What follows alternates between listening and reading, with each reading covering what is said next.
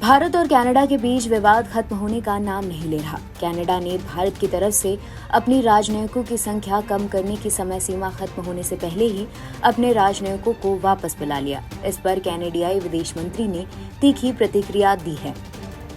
भारत के साथ राजनयिक विवाद के बीच कनाडा ने भारत के चंडीगढ़, मुंबई और कर्नाटक में कॉन्सुलेट सर्विसेज पर रोक लगा दी है।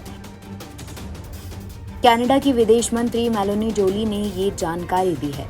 जोली ने कहा कि भारत कनाडा राजनयिक तनाव के बीच फिलहाल मैं पुष्टि कर सकती हूं कि भारत ने 20 अक्टूबर तक दिल्ली में 21 कनाडियाई राजनयिकों और उनके परिवार को भारत छोड़कर जाने की अपनी औपचारिक योजना बता दी थी।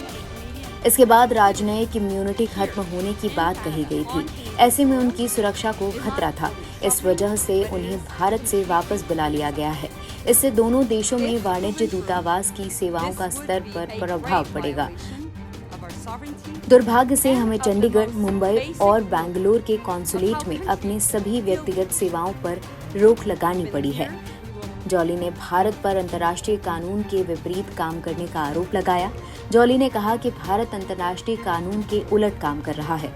उन्होंने राजनयिक संबंधों पर विनय कन्वेंशन का उल्लंघन कर भारत पर आरोप लगाया है।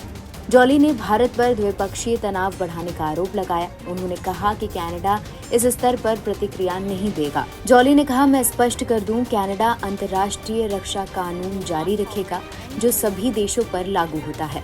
साथ ही भारत के साथ संबंध जारी रहेगा। उन्होंने कहा, जब पहले से ही हमें जमीन पर कई ज्यादा राजनयिकों की जरूरत थी, अब हमें एक दूसरे से बात करने की जरूरत है। कनाडा के आप्रवासन, शरणार्थी और नागरिकता मंत्री मार्क मिलर ने भारत में कनाडा के राजनयिकों को 1/3 कम करने की घोषणा की है। मिलर ने कहा, इससे सेवा काउंसलर्स प्रभावित होगी।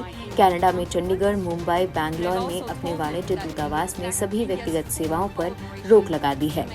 NBT ऑनलाइन की रिपोर्ट।